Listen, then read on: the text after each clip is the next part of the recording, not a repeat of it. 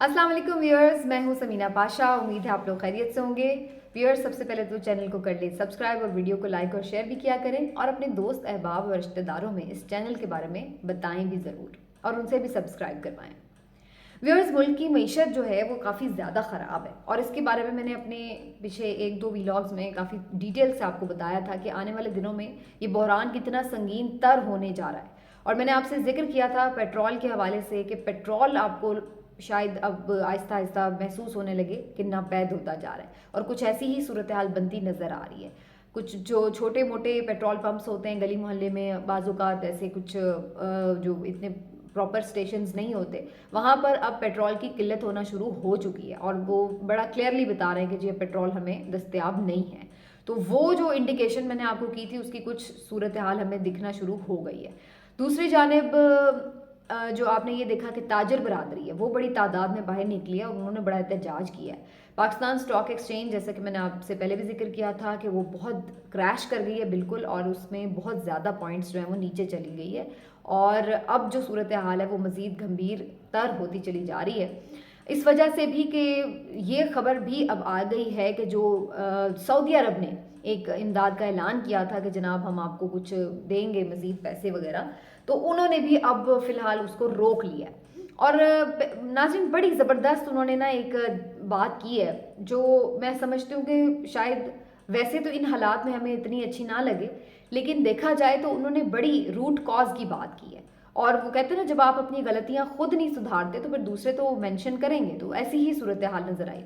उन्होंने कहा है कि जी पैसे तो हम आपको दे देते हैं, लेकिन बात यह है कि जो पैसा हम आपको देते हैं वो हमारे टैक्स पेयर का पैसा है, वो हम अपनी आवाम से लेते हैं और फिर हम उसको इस्तेमाल करते हैं, आपको भी देते हैं। तो हमारे आपके साथ एक भाईचारे का ताल्लुक है। ठीक है कि हम चाहते हैं कि पाकिस्तान प्रॉस्पर करे और हम उसके लिए आपकी मदद भी करते हैं, हमेशा करते आए हैं।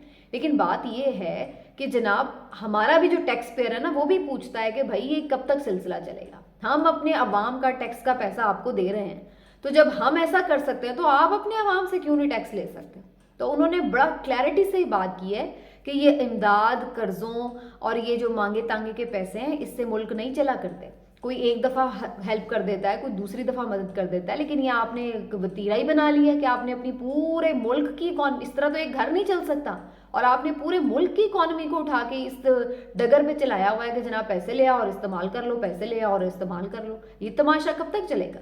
तो कब तक कोई हमारी मदद करेगा? हम मतलब है कि जो हमारा दोस्त मुल्क है वो हमसे दोस्ती से ही मुंह फिर ले। आपका तो ये हाल हो चुका है अब कि देखते ही, जिसको वो कहते हैं ना बंदा बार बार पैसे मांगता है, तो जब कोई किसी से मिलता है तो वो कहता है यार इससे तो मुंह उधर ही कर लो, इसने देखते ही पैसे मांगने। तो वो हाल हमारे वजीर आजम का अब हो चुका है। और अभी फिर आके यही किस्सा कहानी में सुना रहे थे कि जी बड़ी मजबूरी है और मैंने फिर उनसे $2 अरब मांग लिए यूएई से, तो ये वो। अब सऊदीया ने तो भाई क्लैरिटी से कह दिया। और ऐसी ही कहानी जो है आईएमएफ की है। वो कहते हैं भाई जो आप शराइत हैं वो पूरी नहीं करते और आप हमसे आ जाते हैं पैसे मांगने के लिए, फिर जब हम पैसे दे देते हैं उन्हें खर्च करके फिर दोबारा आ जाते हैं मांगने के लिए। तो वापसी का कोई आपके पास न तो प्लान है और ना ही उस जो प्लान हम आपको देते हैं कि इस तरह से आप वापस कर सकते हैं हमारे पैसे, उस प्लान पर भी आप अमल दरामद नहीं करते हैं। तो इस वजह से अब आईएमएफ भी नाराज है और दोस्त ममालिक कहते हैं कि पहले अगर आईएमएफ आपको पैसे देता है तो एक तरह की वो गारंटी है कि चलें भाई आप दिवालिया नहीं हो रहे, तो हमारे पैसों की भी कोई वापसी की उम्मीद होगी, तो फिर तो हम भी आपकी कुछ मदद कर देंगे। लेकिन अगर आईएमएफ पैसे नहीं दे रहा तो हम भी मदद नहीं करेंगे। और साथ ही साथ उन्होंने 2-3 चीज़ें मेंशन कर दी। एक तो ये कि अपनी रिफॉर्म्स करें, अपने सिस्टम को बेहतर करें।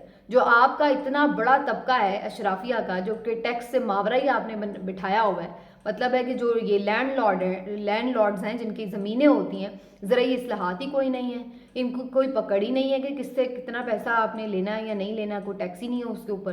तो इसी तरीके से जो आपकी जो अशराफिया है उसकी जो जितनी मुराद हैं, ये तो कोई कॉन्सेप्ट ही नहीं है किसी मुल्क में।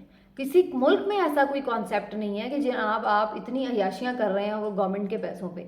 आप हाल ये है कि मांगते फिर रहे हैं जगह जगह पर और जाके काबीना आपने रखी हुई है 78 बंदों की और उनके साथ आप जाते हैं और ऊपर से उन्हें दिखाते हैं कि जी हम चार्टर्ड तैयारों पे आते हैं, किस तरह हम महंगे तरीन होटलों में क़याम करते हैं, पूरे का पूरा लश्कर लाओ लश्कर लेके फ़ौज ज़फ़रे मौज लेके हम आ जाते हैं और जनाब हम आते किस काम से हैं? पैसे देने नहीं, पैसे लेने आते हैं। तो ये सब चीज़ें अब जो हैं लोगों से ढकी छुपी नहीं है और अब जो दूसरे ममालिक हैं वो इस चीज़ को मेंशन करने लगे हैं कि पहले अपना घर ठीक करें, पहले खुद कुछ करके दिखाएं, अपने मामला सीधे करें, तो उसके बाद आए। कुछ मुल्क में आपके اسٹیبلٹی نظر آئے اور کچھ ریفارمز نظر آئیں اور پھر اس کے بعد ہم آپ کی مدد کریں اور پھر جو صورتحال ہے وہ بہتر ہو. تو سعودی عرب نے بڑا کلیئرٹی سے یہ کہا ہے, جو شاید بظاہر یہاں پر بہت سے لوگ کہیں کہ جی اچھی بات نہیں ہے, پیسے آنے چاہیے, شاید واقعی اس وقت پاکستان کو اتنی ضرورت ہے کہ ہونا چاہیے, لیکن بات یہ کہ بات ان کی بھی جینوئن ہے. اگر ان کے پوائنٹ آف ویو سے آپ دیکھیں تو اس طرح معیشتیں نہیں چلا کرتی. ہمیں اپنا ملک خود سنوارنا ہوگا, خود سنبھالنا ہوگا.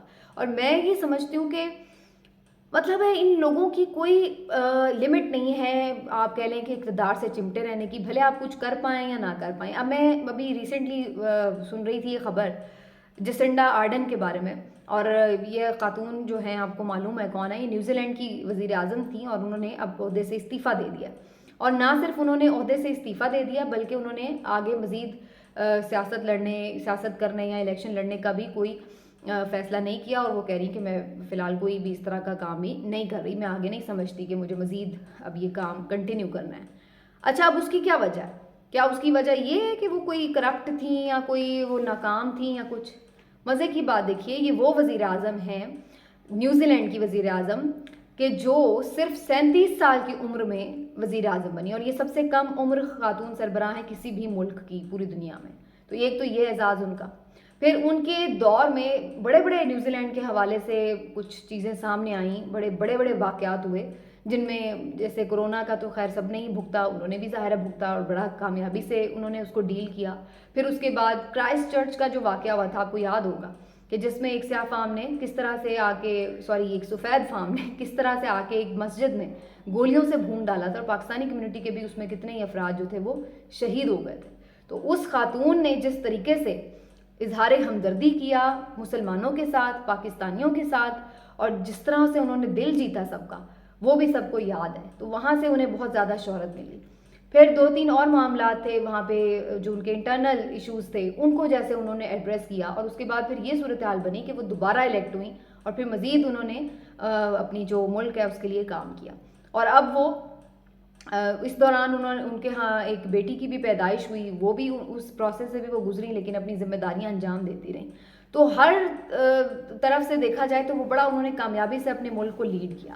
لیکن اس کے باوجود بھی وہ اس پوائنٹ پہ آ کے جب یہ سمجھنے لگی کہ اب مزید میرے پاس جتنے آئیڈیاز تھے, جو میں جتنی چیزیں بہتر کر سکتی تھی وہ میں کر چکی ہوں, اور اب میرے پاس نیا شاید کچھ نہیں ہے ایسا کرنے کے لیے, تو انہوں نے کہا مجھے کسی اور کو موقع دینا چاہیے جو کچھ نئے ویژن کے ساتھ آئے, کچھ نئے آئیڈیاز کے ساتھ آئے, کچھ اور ملک کی بہتری کے لیے کام کرے. جو میرے پاس سب کچھ تھا, جو میری انرجی تھی, جو میرا ویژن تھا, جو میرا ایکسپوجر تھا, اس کے اکارڈنگلی جتنا میں بیسٹ آف دا بیسٹ کر سکتی تھی وہ میں نے دیا.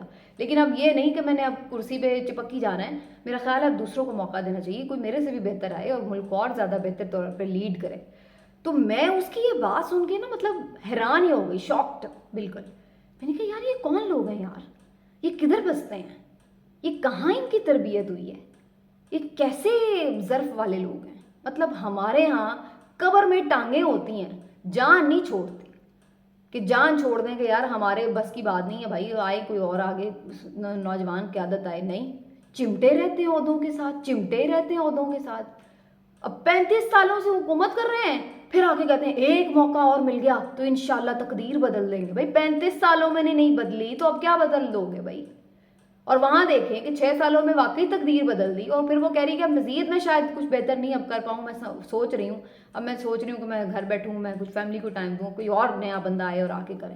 مطلب آپ ان کا لیول چیک کریں یار, میچورٹی کا ان کا لیول آپ چیک کریں, اپنی مخلصی چیک کریں اپنے ملک کے ساتھ, اپنی جو عہدہ ہے اس کے ساتھ, کہ وہ سمجھتے ہیں کہ جہاں وہ اس سے زیادہ بیسٹ نہیں اب کچھ دے سکتے وہ خود ہی الگ ہو جاتے. کوئی مطالبہ نہیں اپوزیشن کا, کوئی ریلیاں نہیں ہیں, کوئی احتجاج نہیں ہو رہے, کوئی وہاں پہ فسادات نہیں پھوٹ پڑے, کوئی ملک دیوالیہ نہیں ہو رہا, کچھ نہیں ہو رہا ایسا.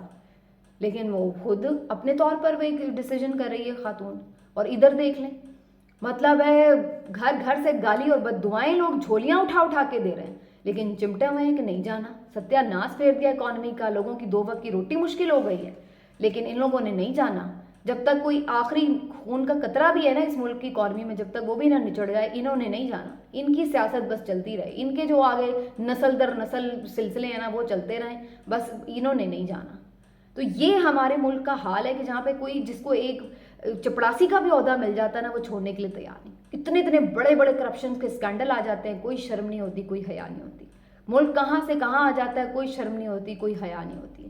اور آپ یہ دیکھ لیں کہ ان کی طرز سیاست، قانون اور آئین کو جس طرح یہ چیڑ پھاڑ کر کے رکھ دیتے ہیں، کوئی شرم نہیں ہوتی، کوئی حیا نہیں ہوتی ہے، چمٹے رہتے ہیں۔ کچھ سیکھیں ان لوگوں سے آپ، کہ بیرونی ممالک کے لوگ جن سے مانگنے تو آپ چلے جاتے ہیں، کوئی تھوڑی سی شرم ہی مانگ کے لے آئیں، پیسے نہیں ملتے آپ کو تو تھوڑی سی شرم حیا مانگ کے لے آئیں، کوئی تھوڑی سی تہذیب مانگ کے لے آئیں، کوئی تھوڑا سا ظرف مانگ کے لے آئیں، کہ شاید آپ کو کچھ دستیاب ہو جائے کہ کیا آپ نے اس ملک کے ساتھ کرنا ہے جو 50 سالوں میں نہیں آپ لوگ کر سکے، اب آپ نے اور کیا دینا ہے اس ملک کو۔ یہ صورتحال ہے۔ تو میں تو بڑی اس بات سے ڈس اپوائنٹ بھی ہوئی کہ یار کاش ہمارے ملک میں بھی کوئی ایسے ظرف والے لیڈران آئیں کہ جن کی دنیا مثالیں دے کے یار دیکھو اتنی کامیابی سے حکمرانی کی اور بڑے عاجزی کے ساتھ چلے گئے، اور ادھر دیکھ لیں ان کے محل دیکھ لیں آپ، ان کی عیش و عشرت دیکھ لیں، ان کی کوئی مغلیانہ طرز حکومت دیکھ لیں، اور کوئی ان کے بندہ دیکھ کے پاگل ہو جاتا ہے کہ یار یہ وہی ملک ہے جس کے 2 وقت کی روٹی کے لیے عوام ترس رہے ہیں، لیکن وہ باز نہیں آ رہے کہ ہم نے جان نہیں چھوڑنی۔